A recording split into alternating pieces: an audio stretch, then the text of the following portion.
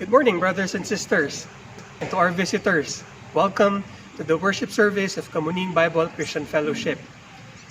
I'm just so excited for today, for indeed today is a day that God has made. Today, as one family, we are going to worship God and give Him our utmost praise and worship. You may be feeling downcast because of the current situation, but I would like to encourage you with two things. One, in 1 Peter 5:7, the Lord said, to cast all your burdens upon Him, for He cares for you. Amen to that. And second, I would just like to go back on our message last week regarding God's loving kindness on Lamentations chapter 3, that God's mercies never end, that His compassions never fail. In fact, they are new every morning. Great is thy faithfulness indeed. And so this is my invitation to you. Just like what the psalmist has said in Psalms 100 verse 4, to enter His gates with thanksgiving and into His courts with praise. God bless you. Happy Lord's Day.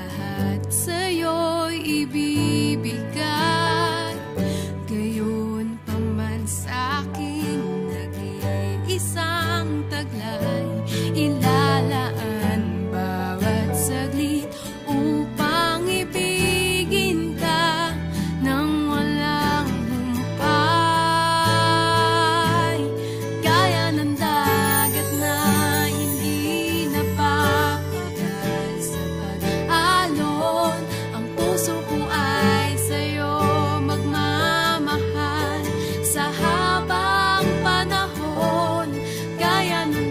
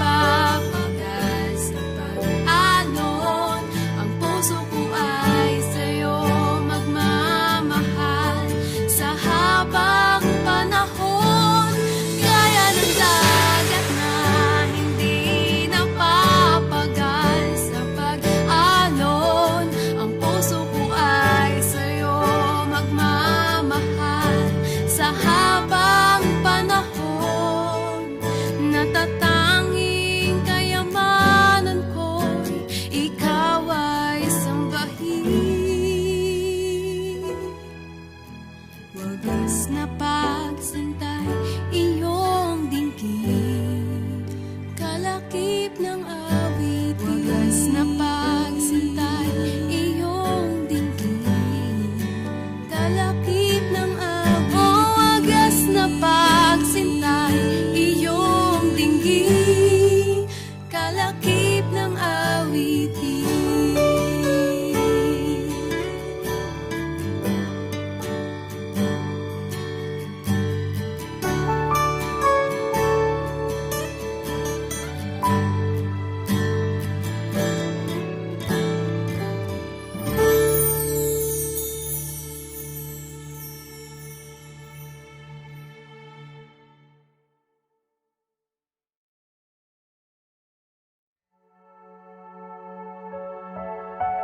Thank you, Lord, for you are here in our midst today, O God. We can worship you in spirit and in truth, Lord God. Thank you for making a way for us, Lord. You said in Isaiah 43:19, "See, I am doing a new thing. I am making a way in the wilderness and streams in the wasteland." You are here, moving in our midst. I worship you. I worship you. You are here, moving in this place. I worship you. I worship you.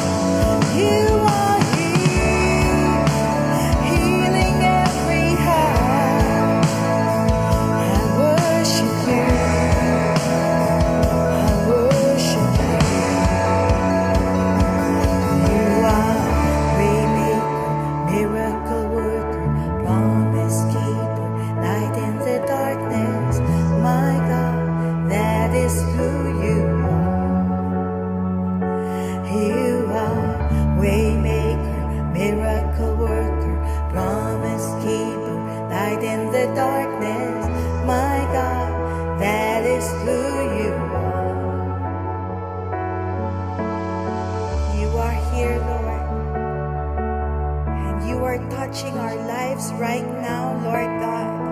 We surrender every situation in our lives. Lord, would you come, Lord God? Would you heal, Lord God, those who are sick among us, Lord?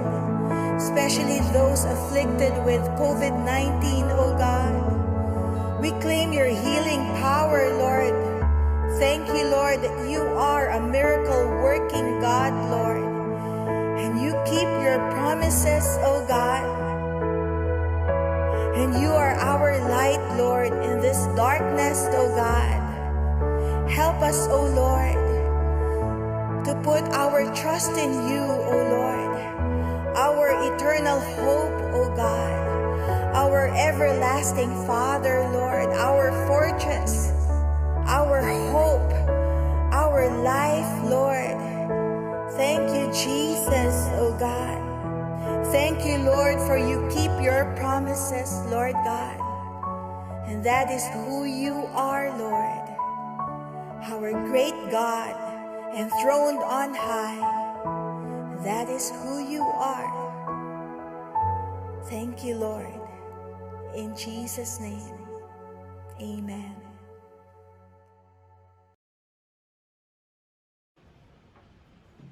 Hi, kami ang San Pascual family. Ako si Moses. Ako po si Pau. Ako po si Mean. Ako po si Mon. Ngayon, gusto namin i-share isa sa pinakamalaking blessing ng Lord sa amin ngayong quarantine na nakauwi si mama namin from the US sa gitna ng pandemic. Si Mama po, she went to the US last December in time sa panganganak ng sister po namin. Isa po ako sa maraming mga Filipinos na nahirapan pong umuwi nung pandemic. Nakatatlong flight cancellations po ako at nawalan na po ako ng pag-asa na makauwi pa at makapiling ang mag-aama ko. Pero patuloy lang po kami nanalangin at nagtiwala sa Panginoon. Tinugon niya po ang mga panalangin namin mula po sa pagbili ng panibagong ticket hanggang sa flight at pagland ko sa NAIA at sa mga protocols na mga dapat kong gawin. Ang kamay po ng Diyos ang kumilos sa lahat at wala pong imposible sa Diyos natin. Ang apat po yung aming panalangin sa buong panahon na pang-uwi po si Nean magmula pa lang po ng Mayo hanggang mag-June. Una po ay wag magkaroon ng delay ng kanyang flight sa kabila po ng maraming cancellation sa mga airports, sa mga airlines. Ikalawa po ay pumayag po ang aming IATF at ang Coast Guard sa Marikina po siya mag-spend ng kanyang mandatory quarantine. Pangatlo ay magkaroon po ng magandang resulta, yung swab test na kanyang iti-take. At pang-apat, at ito po yung pinakamahigpit namin na prayer, ay mapapayag po ang LGU ng Marikina na home quarantine na lang po kaysa sa Marikina Hotel mag-spend ng time si Mea nang di lumabas ang kanyang COVID test results. We praise the Lord. He has truly been faithful. Sinagot niya po yung 4 naming prayers. Mula po sa pagdating ni Mama from the airport hanggang sa Marikina Hotel, inalaw po ng LGU namin na dito sa bahay i-quarantine si Mama. And after a week, lumabas po yung negative swab test results ni Mama. Ito po ay kabilang sa araw-araw na katapatan ng Panginoon sa aming pamilya. Sa buong halos 6 na buwan na ng pandemic lockdown. Patuloy po ang aming pasasalamat. Ako po at si Mean at si Pau ay were all working from home. Si Moy naman po ay nakapagtapos ng kanyang second semester sa UPLB already from home. At patuloy rin po ang kaligtasan na nararamdaman namin, na naranasan namin sa bawat araw. At yung araw-araw din naman na pagpapala at provision ng aming Panginoon.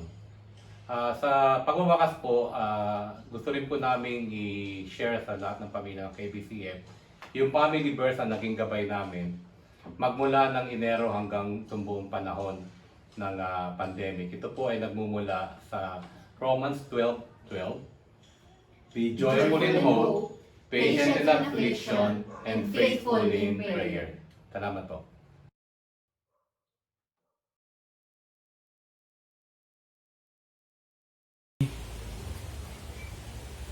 Magandang araw po sa inyong lahat, mga kapatid sa Panginoon.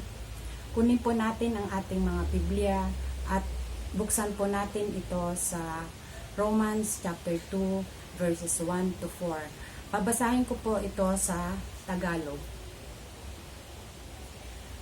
Ngayon, baka sabihin mong dapat lang hatulan ang mga taong ito dahil sa kanilang kasamaan. Pero maging ikaw na humahatol ay walang maidadahilan, sapagkat sa iyong paghatol sa iba ay hinahatulan mo rin ang iyong sarili, dahil ginagawa mo rin ang mga bagay na iyon. Alam nating makatarungan ang hatol ng Diyos sa mga taong gumagawa ng kasamaan. Pero sino ka para humatol sa iba kung ikaw mismo ay gumagawa rin ng mga iyon? Ang akala mo ba'y makakaligtas ka sa hatol ng Diyos? Dahil alam mong siya'y mabuti, matyaga at mapagtimpi. Dapat mong malaman na ang Diyos ay mabuti sa iyo dahil binibigyan ka niya ng pagkakataong magsisi sa mga kasalanan mo. Amang dakila, maraming salamat po sa binigay mo sa pagkakataon upang magpuri sa iyo. Naway maisapuso namin ang mga salita na magagaling sa ating minamahal na si Pastor Elder Cito. Bless him, Father, that he will guide us to meditate and strengthen our faith, most especially in these challenging times. We ask you this in the name of our Lord Jesus Christ. Amen.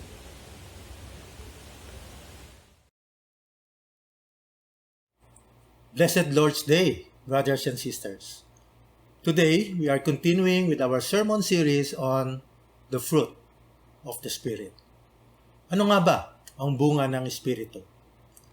Ang bunga ng Espiritu, ayon sa Galatia 5:22 hanggang 23, ang bunga ng Espiritu ay pag-ibig, kagalakan, kapayapaan, katsagaan, kabaitan, kabutihan, katapatan, kahinahunan, at pagpipigil sa sarili.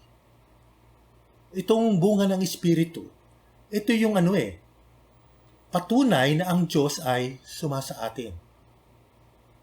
Paano ba mapapatunayan na Kristiyano ang isang tao? Hindi sapat na sinasabi niyang siya ay Kristiyano lamang. Ang dami nagsasabi niyan, bukang bibig.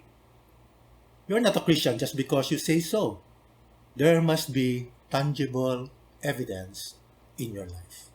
Merong patunay na sinasabi nga natin na ang isang nakipag-isa kay Kristo ay isang bagong nilalang. Hindi lamang dahil sinabi niya, kundi merong patunay sa kanyang buhay. Naalala ko nga yung kwento ng isang lalaki na madalas niyang pinagyayabang na siya ay Kristiyano. Pero sa totoo lang, ang sama ng ugali. Kilala ba kayong ganon? Huwag na tayo magturo, huwag na tayo mag-mention ng mga pangalan. Pero meron ganon, di ba, na ang hilig sabihin siya ay Kristiyano. Pero walang ebidensya sa kanyang buhay. Dahil minsan, tinanong daw niya yung grupo ng mga bata, sabi niya, alam ba ninyo, bakit nila ako tinatawag na Christian? Sumagot yung isang bata. Kasi po, di naman nila kayo tunay na kilala. Ayun. Boom. Tinamaan. Kristiyano sa salita lamang pero walang patunay sa buhay. Ang bunga ng Espiritu, ang patunay ng isang tao ay tunay nga Kristiyano. Yun ang ebidensya sa kanyang buhay. At ngayon, sa ating pagpapatuloy ng pag-aaral sa bunga ng Espiritu, nandito na tayo sa 5 at 6. Kindness and goodness. Kung mapapansin niyo, pinagsama natin itong kindness and goodness, 5th and 6th fruit of the Spirit sa buwan ng August. Pinagsama natin kasi very much related sila magkaugnay. Ano ba ibig sabihin nun? Unahin ko yung goodness. Sa Tagalog ay kabutihan. Ang ibig sabihin daw niyan is uprightness of heart and life. Yung pagiging matuwid ng puso at buhay. Very much related yung fruit na kindness. Sa Tagalog ay kabaitan o yung napakagandang translation, kagandahang loob. It is goodness expressing itself in deeds. So sabi ko nga medyo related. Yung kindness, kasama sa definition niya yung goodness. Pero ang parang focus doon, yung hindi lamang panloob na mabuti, mabait. Ibig sabihin, ipinapakita sa buhay. Sa totoo lang po, bihira ang sa atin. We are not naturally kind and good. Bihira yan. They come from God who is in us. Na kung tayo ay pinananahanan ng banal na Espiritu, doon nagbubunga ang kabaitan, kabutihan sa ating buhay. Gaya nga nung minsan sinasabi natin, we love because God first loved us. Well, we can also say that we can be kind and good because God was first kind and good to us. At dahil pinananahanan niya tayo, yung kanyang katangian ay nagmamanifest sa ating buhay. Sa ating pagbubulay-bulay ngayong araw na ito, sa ating mensahe, ang nais kong bigyang diin is that we must properly appreciate and respond to God's kindness to us. God is kind and good to us. Kinakailangang ma-appreciate natin yun at kinakailangang tumugon tayo ng tama sa mga katangian ng Diyos na yon na ating naranasan, ang Diyos na sumasa atin, na siya rin nagmamanifest ng kanyang character, ng kanyang attributes sa ating buhay. So that we can properly appreciate and respond to God's kindness to us, kinakailangan merong 3 bagay na maunawaan natin. 3 realizations that we all must have in order to properly appreciate and respond to God's kindness to us. Unang-una, we must realize that we are all sinners before a holy God. We are all sinners before a holy God. Lahat tayo guilty sa harapan ng Diyos. Nung tinatalakay ni Apostol Pablo, itong aklat sa Roma, nung ginawa niya yung sulat na ito, yung focus niya dun sa first 3 chapters ay talagang parang ipakita kung gaano makasalanan ng tao, the utter depravity of man, upang sa mga sumusunod na mga chapters ng kanyang sulat ay maipakita niya na tanging sa pamamagitan lamang ng pananampalataya at hindi sa taglay nating kabutihan o kabaitan tayo maliligtas. Only by faith in our Lord Jesus Christ. Dahil ang katotohanan, we are all guilty before God. Sa first chapter ng aklat ng Roma, especially verses 18 to 32, dinitalye ni Apostol Pablo yung kasamaan ng tao. At yung talagang nilista niya lahat, yung mga kasalanan, yung tao na hindi kumikilala sa Diyos, hindi kilala ang Diyos at tumatangging kilalanin ng Diyos, at yung lahat ng kahalayan, lahat ng mga pagkakasala, lahat ng pagtalikod sa Diyos, at yung pagpili na mag-focus na sambahin yung nilikha kaysa dun sa naglikha. Kasalanan ng tao. Pero dun sa first chapter na yon ng Book of Romans, ang kanyang ginagamit na na paulit-ulit na pronoun ay yung they, them, sila. God gave them up. Sila, pinabayaan na ng Diyos sa kanilang mga kasalanan. Sila ay ginawa nilang lahat ng uri ng karumihan, ng kahalayan. Ginawa nila. So, most probably, yung kanyang mga listeners o readers ng kanyang letter, ay they agree. Oo nga, yan yung mga taong hindi mananampalataya, mga Gentiles, mga ayaw kumilala sa Diyos. Pero, pagdating sa chapter 2, I think na-shock yung kanyang audience o yung readers ng kanyang letter. Dahil mula doon sa pronoun na sila, at nag-agree yung mga taong yun, normally, we look at the sins of others, biglang nagpalit yung kanyang pronoun na ginagamit. You, therefore, have no excuse.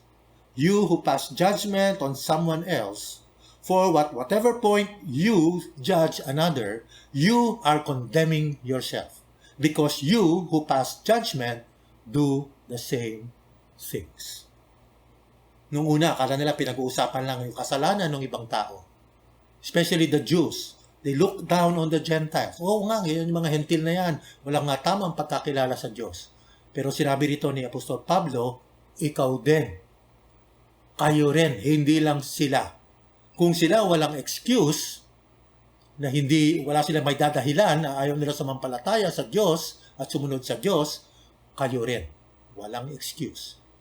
Sila hinuhusgahan nyo, kayo rin ay dapat husgahan dahil pareho lang kayo nagkakasala. You do the same things. Kaya ang pinaka-conclusion niya sa dulo nitong 3 chapters na to na pinapatunayan kung gaano kasama ang tao at walang kakayahan na iligtas sa kanyang sarili. Very familiar verse. There is no difference, for all have sinned and fall short of the glory of God. Walang pinag-iba. Sila at kayo, Hudyo at Hentil, lahat ay nagkasala at walang nakaabot, walang karapat-dapat sa Diyos. Walang nakaabot sa kanyang kaluwalhatian. Lahat tayo ay makasalanan. We are all guilty before God. Kanya-kanyang style lang ng kasalanan. Yung iba garapal, yung iba suwabe, pero makasalanan pa rin. At ito ang bad news. God will judge the sinner. Yung mga sumunod na talata, verses 2 and 3, the Apostle Paul talk about the judgment of God. Because God is just. God is just. At hindi niya palalampasin yung kasalanan. Yun ang sinabi niya sa Exodus pa lang, yet He does not leave the guilty unpunished. Hindi pwedeng palusutin ang kasalanan ng kanyang justice. At ito pa, God is fair. Patas ang Diyos sa kanyang paghusga. Because His judgment is based on truth. Base sa katotohanan. During that time kasi, yung mga Hudyo, akala nila sila ay tatartuhin ng iba ng Diyos. Para bang iba yung standard sa kanila ng Diyos regarding sin sa standard ng Diyos dun sa mga hentil. Kasi nga, nila, kami chosen people eh. So, parang iba yung standard ng Diyos sa kasalanan. Pag Hudyo ang nagkasala o pag hentil ang nagkasala. Pero hindi nang sinasabi. Hindi. God has the same standard because He is just and He is fair. Sinabi sa verse 11, God does not show favoritism. Hudyo ka man o hentil, tinatawag mo sarili mo na Christian, then tawag mo sa iba mga non-believers, ang kasalanan ay huhusgahan ng Diyos. He doesn't show favoritism. In fact, pinapakita pa nga sa Bible, kung walang excuse yung mga hentil na sila ay hindi kumikilala sa Diyos dahil makikita naman ang nature ng God even in creation, lalong walang excuse yung mga sinasabing nakakakilala sila sa Diyos. Dahil from everyone who has been given much, much will be demanded. And from one who has been entrusted with much, much more will be asked. Yan yung argumento ni Apostle Paul when dealing with the Jews. Mas malaking pananagutan nyo. Kung sila walang excuse, lalo kayong walang excuse. Kasi nasa inyo yung mga salita ng Diyos. Sa inyo nagpakita ng mga milagro ang Diyos. Yung mga ninuno nyo, sila yung ginamit ng Diyos, yung mga propeta, para mangaral sa inyo na walang ganyang benefit, yung mga Gentiles. Pero you have them all. So all the more, they sin and you sin, mas malaki ang accountability ninyo. Tunay nga, we cannot properly appreciate God's kindness unless we fully realize that we are sinners and deserve nothing but judgment from God. Dapat makita muna natin yung ating pinanggalingan, yung ating tunay na kondisyon. Para hindi natin babaliwalain yung kanyang pagpapala na iginawan sa atin. The second realization that we must have is that we must realize that God's kindness is meant to lead us to repentance. We must realize that in order to properly appreciate and respond to God's kindness. Yes, God is just, but He is also kind. He is also kind. Yung mga katangian ng Diyos, His attributes are all in perfect balance. Nababalanse lahat. Yes, He is just. He hates sin, but He is also kind. He is a gracious and kind God. Romans 11:22, sabi doon, consider, therefore, the kindness and sternness of God. Sa isang sentence, dalawang kung titinan natin, magka-opposite na katangian ng Diyos, pero nandun yung balanse. Pag-isipan ninyo ang kabaitan at ang kabagsikan ng Diyos. Mabagsik, pero mabait. Napakabalanse ng kanyang mga katangian. Yung kanyang kagandahang loob, bumabalanse sa kanyang katarungan, lalo na pagdating sa ating mga kasalanan. Sinabi sa verse 4, He is rich in kindness. Ang salitang kindness speaks of tenderness and compassion. Yung sinabi nga nila, compassion is more than just feeling pity sa kapwa, kundi pity na nagtutulak sa atin to do something about it. No? Compassion. It also says in verse 4 na He is rich in tolerance. Salitang tolerance, ibig sabihin forbearance. Delay of punishment. No, hindi bigla-bigla na nandiyan agad yung parusa. Self-restraint. O sa Tagalog ay pagiging mapagpigil ng Diyos. Pagiging mapagpigil. Sinabi rin doon, He is rich in patience or long-suffering, perseverance. Sa Tagalog, pagpapaumanhin.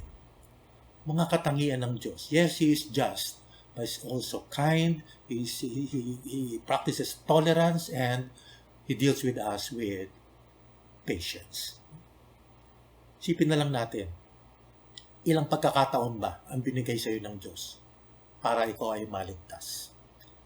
Alam niyo, ayon sa pag-aaral ng Billy Graham Evangelistic Association, the average person or Christian heard the gospel presented in different ways on the average 5 times. 5 times bago siya dumating doon sa point na talagang isinuko ang kanyang buhay sa Panginoon. 5 times. No? Isipin na lang natin, what if God gave up on you on the first time? Isang opportunity lang na marinig mo yung gospel. Pag hindi ka na nag-respond, wala na. Paano kung ganon? Well, many of us would not even be here kung ganon. No? Isipin na rin natin. Halimbawa kung tuwing ikaw magkakasala ay tatamaan ka ng kidlat. Walang pagpapasensya yung Diyos. Wala siyang tolerance. Walang delay nung punishment. Wala sa ating nandito ngayon. Kung ganun na lamang. Di ba?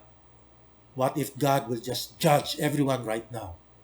Marami sa ating mga mahal sa buhay hindi natin makakasama sa piling ng Diyos for eternity.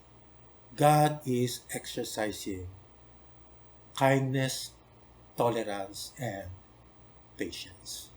And why is He doing this? Because He wants us to repent.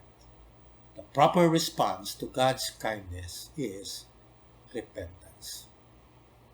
We must realize that. Because God loves us, He does not want anyone to perish.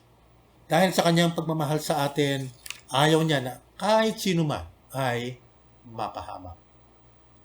The Apostle Peter agrees in his writing.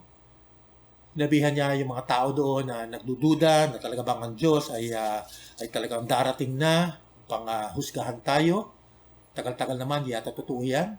Sabi niya, hindi dahil sa hindi niya tinutupad yung kanyang pangako na siya ay muling babalik. Sabi niya, He is patient with you, not wanting anyone to perish, but everyone to come to repentance. Pinagbibigyan ng Diyos ang mga tao. Kaya pinapakita niya yung kanyang kindness, at itong kindness na to, para magkaroon tayo ng pagkakataon na tayo ay magsisi at hindi mapahamak, kundi matamasa natin ang kanyang walang hanggang pagpapala. Yung kanyang kabaitan ay hindi ibig sabihin na kinukonsinti niya yung ating kasalanan. Hindi pangungunsinti. He is treating you with kindness, tolerance, and patience because He is giving you the opportunity to recognize your sin and repent. Pinagbibigyan tayo. Binibigyan tayo ng pagkakataon na matauhan tayo dahil sa kanyang kabaitan at tayo ay magsisi sa ating mga kasalanan at upang tayo hindi mapahamak, kundi magkaroon ng buhay na walang hanggan sa piling niya. Alam nyo, isa sa napaka sa mga pag-uugali ay yung pinapakitaan ka na ng maganda, sinusuklian mo pa ng mali. Kaya nga sabi ni Apostol Pablo dito sa verse 4, do not show contempt. Do not show to the riches of His kindness, tolerance, and patience. Yung salitang contempt, ang ibang salin doon na do not despise His kindness. Huwag mong do not presume on His kindness. Sa Tagalog, huwag mong samantalahin o abusuhin ang kanyang kindness. Isang napakasamang ugali na papakitaan ka ng maganda, pagpapasensyahan ka, aabusuhin mo pa. Actually, sa ating mga Pilipino, sabi ng isang sociologist, psychologist, tinawag na father of Filipino psychology, Dr. Virgilio Enriquez, sabi niya, sa ating mga Pilipino, at marami doon sa mga Eastern cultures tulad ng Israel, ang three most evil character. Three most evil character. Unang-una, yung walang pakikisama. Pangalawa, yung walang hiya. Pangatlo, ayon sa kanya, yung walang utang na loob. Sabi niya, ito yung three evil characters na ating itinuturing. Walang utang na loob. Napapakitaan ka na ng maganda, pagpapasensya, pagbibigay, susuklian mo pa, you show contempt, sasamantalahin mo, aabusuhin mo pa. Sabi ni Apostol Pablo, do not show contempt to the kindness of God. Do not despise the kindness of God. Because God's kindness is so overwhelming and so undeserved. Hindi tayo karapat-dapat. Repentance is the only response that makes any sense at all. Kakaibang kagandahang loob. And we know we do not deserve it. And it's so overwhelming, so generous in His kindness, tolerance, and patience. The only sensible response is to repent. Naalala ko po, nung ako ay bagong Kristiyano, I became a Christian in 1980. And I heard the gospel. I responded to the gospel by praying a prayer. Pero minsan kung naisip ko, balikan ko yung specific time na yon, it's more, yes, of course, it involves the intellect, pero ano siya, no? Mainly an intellectual exercise na talaga I understood the gospel, I responded, and I prayed. Pero there was a time in my life, shortly after that, a few days after I prayed the sinner's prayer na tinatawag nila, I experienced this I think, a touch from the Holy Spirit, impressing on me the kindness of God. Isang gabi nun, natatandaan ko, isang gabi, natutulog na kaming lahat, ating gabi na, tulog na yung mga kapatid ko, na katabi ko, I just woke up, and then, I just realized, gaano kabait ang Diyos sa akin. God, you're so kind to me. At naiyak ako. Of course, hindi ko nila kasama, baka magising yung mga kapatid ko, pero talaga my tears were flowing. I was literally wetting my pillow with tears na talagang na-touch ako ng gusto. Na-touch ako ng gusto in a special way. Lord, ang bait-bait mo sa akin. In spite of who I am, in spite of what I have done, ang bait-bait mo sa akin. It was at that time na talagang I truly appreciated the kindness of God. I was so overwhelmed with His kindness that I did not deserve. Kaya, ang response ko lang, Lord, tulungan po ninyo ako magbago, sumunod sa inyo. Repentance was the only response that made any sense during that time. Ganon ang kabaitan ng Diyos. That is how God's kindness should affect us. There is that redemptive power of kindness. I was recalling this movie, sa paborito kong palabas, maybe paborito rin ng marami, Les Miserables. At ang main character dito si Jean Valjean. At dito makikita sa movie na to, na it was from the novel written by Victor Hugo in 1862, pero merong latest version ng movie, makikita doon na talagang very touching kung paano yung kindness can redeem a person like Jean Valjean. Isang ex-convict for 19 years nakulong at talagang tigasin na. The prison hardened him, turned him into a hardened, cynical man. Wala nang pakialam sa mundo, galit sa mundo. Pero ano nangyari? He met someone, isang bishop, and this kind bishop showed him kindness. Galit siya sa mundo. Wala siyang pakialam sa mundo. Pero kaya niyang i-handle yung contempt ng mundo. Kaya niyang i-handle yung condemnation ng mundo. Pero yung kindness na pinakita sa kanya, hindi niya na-handle. Na-overwhelm siya. Pinakitaan siya ng maganda, itong bishop, pero pinakitaan niya ng masama. Ninakawan niya. Baka silverware. Tapos nahuli siya ng pulis. So dinala siya rin sa bisa. Nahuli namin. Ito, ninakaw yata sa inyo itong mga bagay na to. Alam mo yung ginawa ng bishop? Hindi. Binigay ko sa kanya yan. Actually, may naiwanan pa siya itong mga candlesticks. Naiwanan mo yung iba ko pang regalo sa iyo. Nagulantang si Jean Valjean. Hindi niya in-expect. He expected condemnation. But na-disarm siya nung kindness nung bishop. Pinakitaan siya ng something he did not deserve. At ang huling bilin sa kanya nung bishop, bago sila naghiwalay, sabi nung bishop, do not ever forget to use that money to make you an honest man.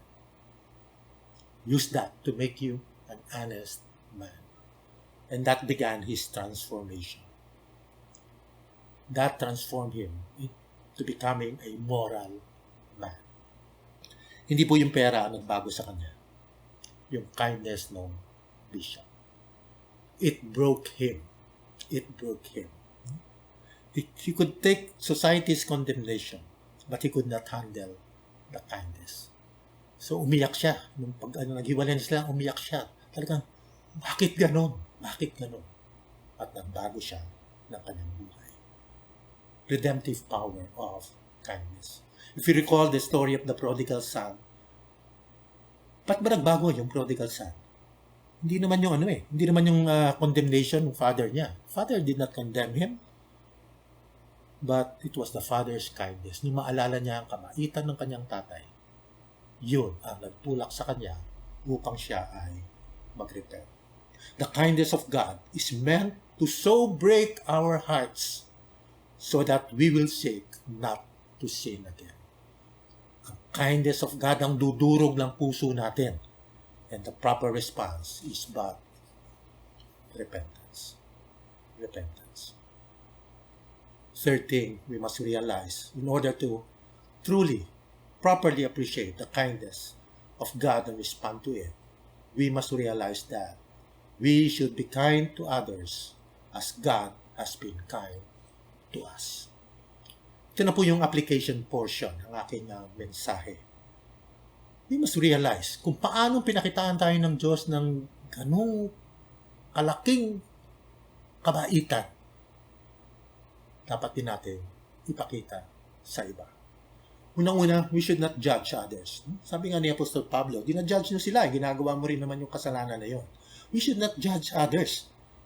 Napakadali nating punahin yung mga pagkakamali ng ating kapwa. Pero pagdating sa ating mga sariling kasalanan, minsan ay parang nagbubulag-bulagan tayo. Sabi nga ng ating Panginoong Jesus, why do you look at the speck of sawdust in your brother's eye and pay no attention to the plank in your own eye? So sabi niya, do not judge people. Sabi ni Apostol Pablo, ito yung word na ginamit ng judge dito, it's in the present tense. Ibig sabihin yung habitual, yung lifestyle mo na namumuna ka ng iba, puna ng puna sa iba, pero hindi mo pinapapansin na ikaw din ay guilty sa maraming bagay. So every time you lose patience with people, just remind yourself, ikaw din naman pinagpasensyahan ng Diyos. So, maging mapagpasensya din. Do not judge others. Pangalawa, we should show love to the unlovable. Yung mga taong unlovable, yung mga taong hindi natin gusto. No? So, sigawan mo yan, condemn mo yan, it will not lead them to repentance. No? Very few would respond to condemnation with repentance. Magiging defensive lang yan. Lalo magmamatigas yan. Babawi pa yan. No? But love and grace disarms people. It disarms our enemies. Kaya nga sabi rin ni Apostol Pablo, the same book, if your enemy is hungry, feed him. Kung siya'y nauuhaw, bigyan mo na maiinom. In doing this, you will heap burning coals on his head. O sa Tagalog, pag ginawa mo to, mapapahiya siya sa kanyang sarili. Makokonsensya siya. No? Yun ang ibig sabihin nung yung parang figure of speech na yon, na you will heap burning coals on his head. Mapapahiya siya, makokonsensya siya. At dahil pinakitaan mo siya na maganda, kaysa sa masama, kahit na unlovable siya, then he may repent. He may repent. Actually, to paraphrase yung isang nabasa kong quotation ni Noreen Wiper sa Chicken Soup for the Soul, people who deserve your love the least need your love the most. Yung mga hindi karapat-dapat mong mahalin, sa totoo lang, if you really consider it, sila yung mas nangangailangan ng pagmamahal. Dahil kaawa-awa sila. Kaawa-awa sila. Tingnan nga natin, no? Yung attitude ng ating Panginoon. Yung sa mga itinuturing na mga makasalanan during that time, the tax collectors and the sinners, no? Tinanggap niya sila. Sabi ni Dr. Preston Sprinkle, isang author at president ng isang organization na Center for Faith, Sexuality, and Gender. Sabi niya, when you accept people, even the unlovable, show acceptance to them, it doesn't mean na you affirm what they are doing. Na hindi mo sila kinukonsente. Rather, because you accept them, it precedes obedience. Dahil sa pagtanggap mo sa kanila, it may result in their repentance and then obedience.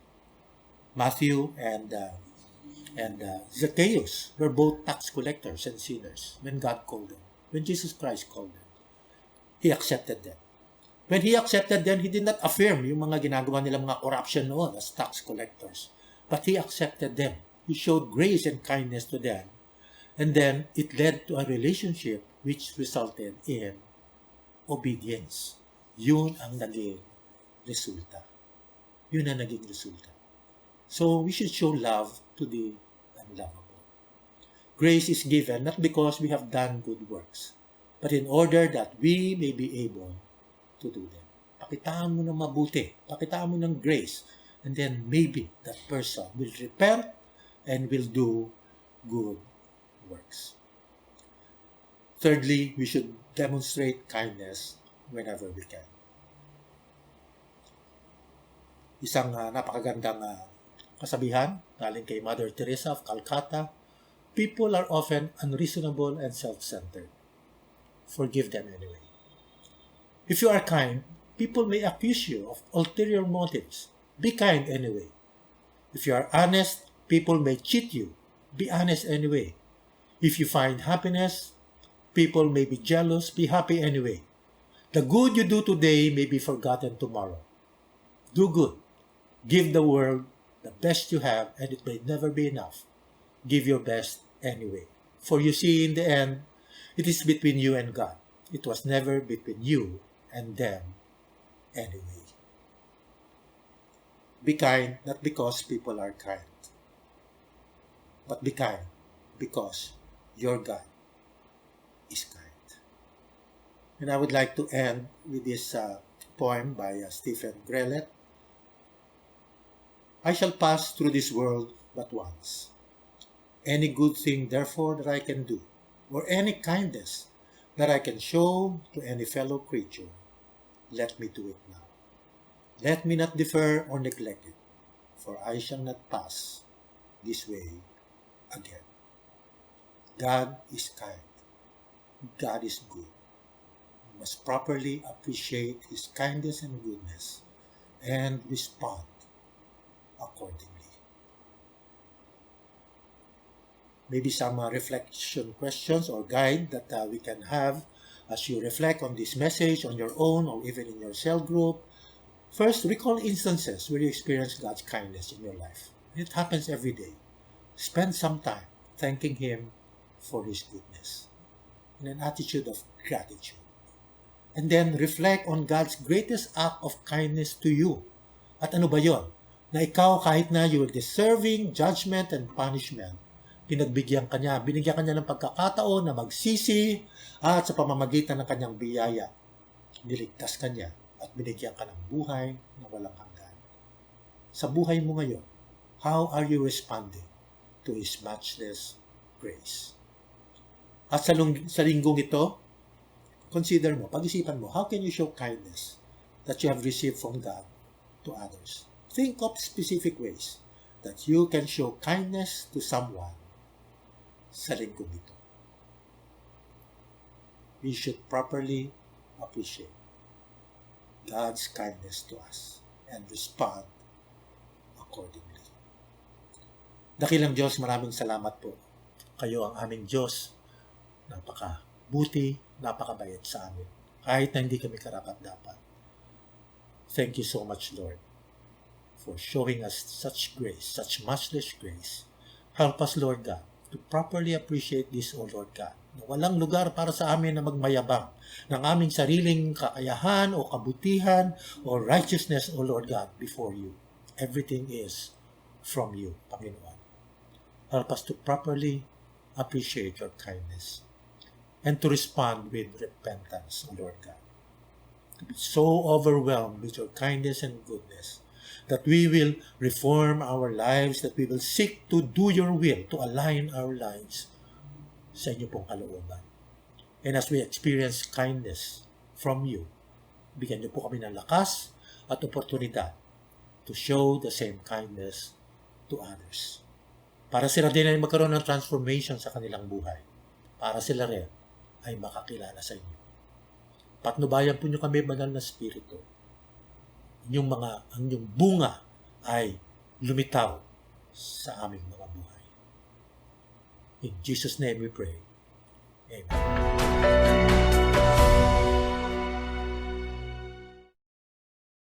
Lord, your goodness and your mercy will follow me all the days of my life. Oh, I believe it.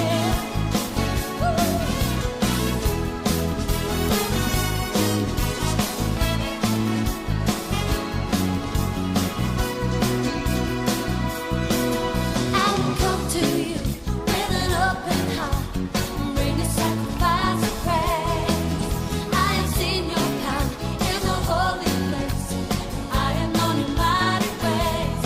I will remember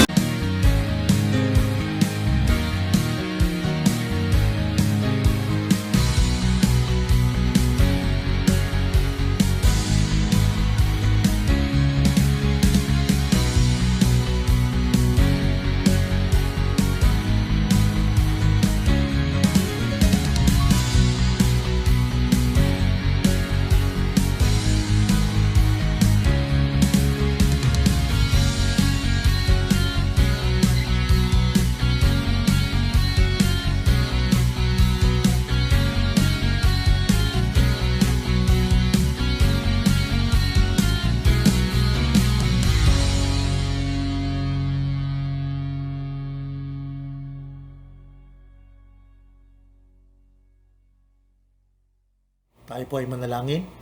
Aming dakilang Diyos, sa darating pong linggong ito, ay amin pong pinagkakatiwala sa inyo ang bawat isa.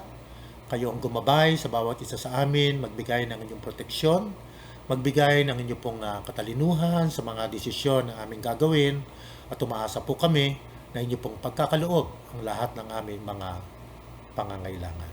And may we all receive your benediction. May God Himself, the God of peace, sanctify you through and through. May your whole spirit, soul, and body be kept blameless at the coming of our Lord Jesus Christ. The one who calls you is faithful, and He will do it. Amen and amen.